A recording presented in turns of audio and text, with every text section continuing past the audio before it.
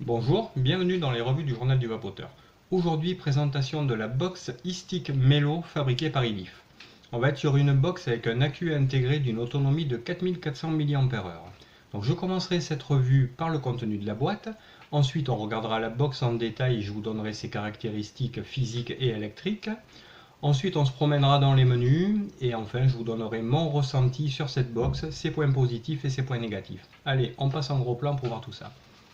Alors c'est parti, la boîte. Donc on va être sur une boîte cartonnée avec sur le devant, s'il veut bien faire une petite mise au point. Voilà. Donc le nom de la box, e-stick Melo, une photo de la box, son autonomie 4400 mAh.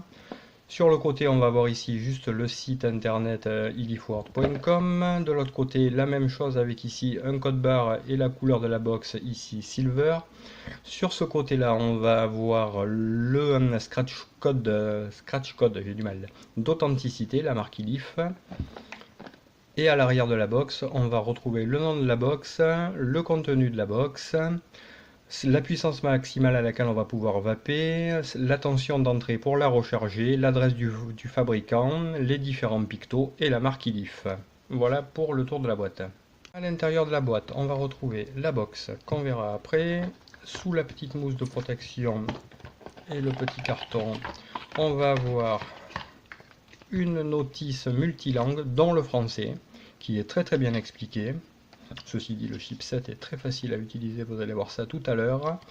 Et enfin, un cordon USB, micro USB qui est relativement long, et ça c'est très bien pour le rechargement. Et on a fait le tour. Voilà pour le contenu de la boîte. Maintenant on va passer à la box. Alors la box, on est sur une box, donc là je suis sur la version Silver qui est très très bien finie comme toutes les box de chez Ilif. En fait, on est sur la digne remplaçante de la TC40 qui avait aussi un accu intégré, sauf que là on va être sur un très très gros accu de 4400 mAh. Donc au niveau de ses dimensions, elle va faire une hauteur de 84 mm, elle va faire une largeur de 42 mm et une profondeur de 22 mm. Ce qui fait que tous les atos jusqu'à 22 seront flush. On va avoir ici un pin 510 en laiton monté sur ressort. Et donc ici on va avoir les deux boutons, le bouton plus et le bouton moins pour le réglage. Et si je l'allume, on va avoir ici l'écran OLED qu'on va voir de suite. Bon, là, il est à l'envers, voilà, l'écran OLED. On y reviendra tout à l'heure.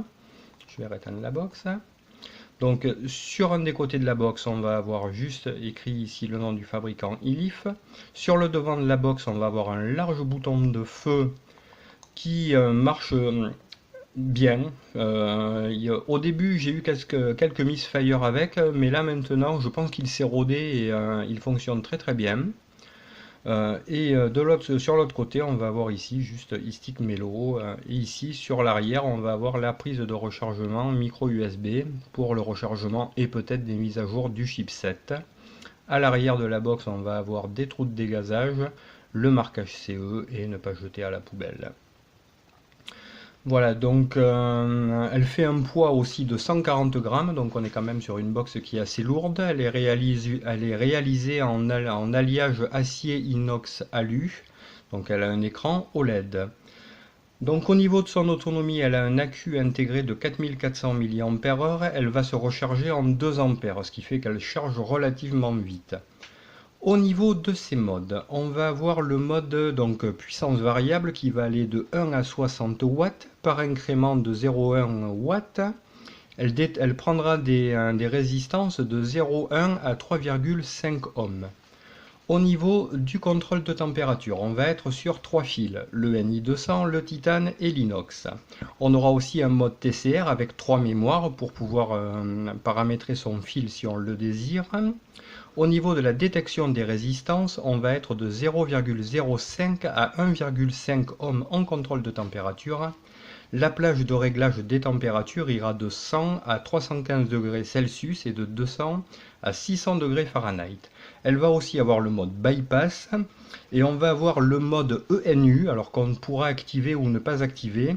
C'est un mode qui permettra de bloquer le rechargement si la température ambiante de la pièce est en dessous de 5 degrés ou monte au-dessus de 50 degrés Celsius. Voilà, c'est une petite sécurité. Donc je vous montre la box en détail. Là, malheureusement il y a quelques petites traces de doigts, donc on est sur un effet alu brossé. Ici sur le dessus on va avoir donc un tour en inox poli. Elle est vraiment magnifique cette box. Voilà, et l'arrière, donc on va avoir l'écran, pareil, une pièce en inox, elle est vraiment très très belle. Donc maintenant on va regarder les menus de la box. Voilà, donc pour allumer la box, on va venir faire 5 clics sur le bouton de feu. Voilà, donc on a l'écran qui s'affiche. Alors on va avoir ici en haut la valeur de la résistance. À côté, la tension que va envoyer la box. On va avoir ici la charge de l'AQ et ici la valeur de la puissance. Donc il va monter avec le bouton plus et descendre avec le bouton moins. Donc ça monte de 0,1 en 0,1 si on appuie. Si on reste appuyé un petit peu plus longtemps, ça va défiler beaucoup plus vite. On va monter jusqu'à 60 watts et descendre jusqu'à 1 watt. Donc là je vais la remettre à 45. On y va.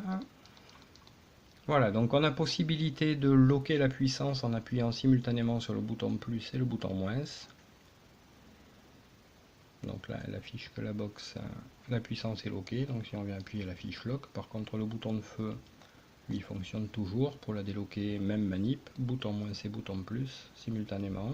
Voilà, la box est déloquée.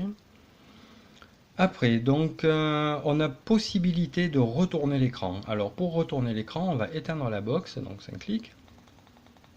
Voilà, et là, on va venir appuyer sur le bouton plus et le bouton moins. Les laisser appuyer et au bout d'un moment l'écran s'affiche et voilà, l'écran est retourné.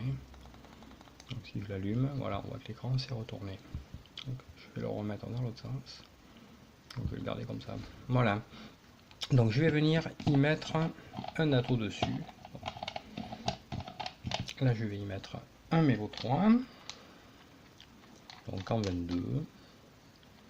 Donc voilà, donc on va avoir un setup, ma foi, très jolie. Elle est vendue aussi en kit avec le Melo 4. Donc il me détecte une résistance à 0,48 ohms, donc elle enverra 4,64 volts si on veut faire. Si on veut envoyer 45 watts. Donc au niveau des modes maintenant, donc pour rentrer dans les sous-menus, on va venir faire 3 clics sur le bouton de feu. 1, 2, 3. 1, 2, 3. Voilà, donc là on rentre soit donc le mode puissance variable, wattage, soit on va passer en bypass, soit on va avoir le mode contrôle de tampon en Ni, en titane ou en inox, et on va avoir les 3 mémoires en TCR, donc TC mémoire 1, TC mémoire 2 et TC mémoire 3. Donc on va revenir de suite sur un mode Ni, donc soit on attend 10 secondes, soit on appuie sur le bouton de feu pour le valider. Donc là voilà, il vient de se valider. Donc là l'écran change un tout petit peu, on a ici toujours la valeur de la résistance.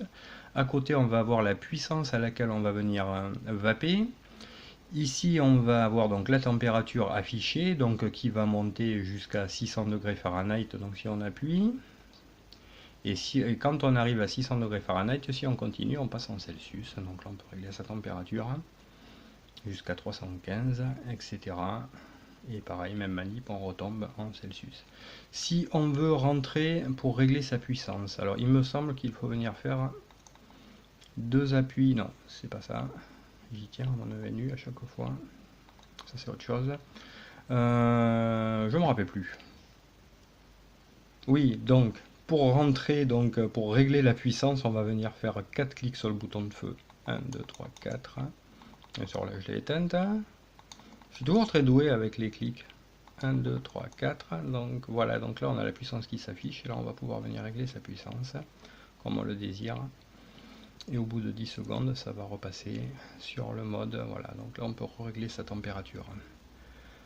Hop hop hop, et donc après donc on va pouvoir, si on vient faire 2 clics sur le bouton de feu comme vous avez vu tout à l'heure, soit venir donc éteindre le menu ENU donc pour venir bloquer la charge si la température n'est pas entre 5 et 50 degrés au niveau de la pièce, ou venir le remettre en route. Donc moi je le laisse en route. Voilà, donc on a fait le tour de tous les menus. Donc là je me suis remis en mode puissance variable. Donc vous avez pu voir que c'était vraiment un chipset vraiment très très simple à utiliser. Donc écoutez, on va passer sur un prompt. J'arrive pas à parler aujourd'hui, c'est grave. Hein. On va passer sur un plan plus large et je vous donne mon ressenti sur la box, ses points positifs et ses points négatifs. Voilà, donc me revoilà, je vais baisser un tout petit peu la caméra, voilà, ça sera mieux. Donc avec l'iStick Melo, le Melo 3.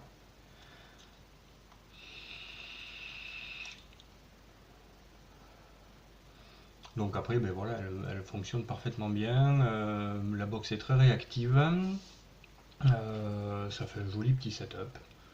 Pratique, hein, il y a une batterie intégrée, donc ben, il y a des personnes qui sont assez réfractaires aux accus, puis en plus il faut avoir un chargeur indépendant, c'est toujours mieux de charger ses accus sur un chargeur indépendant, donc ça veut dire enlever les accus, remettre les accus.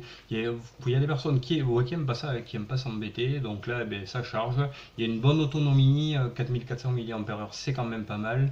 En plus ils ont bridé le chipset à 60 watts, donc ça évite eh ben, de la pousser à 70 ou 80 watts avec des résistances très basses et de venir décharger sa batterie très très vite.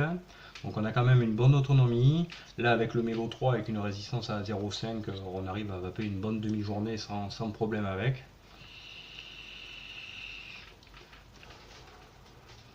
Au niveau utilisation, elle va être vraiment très très simple d'utilisation, très facile à prendre en main.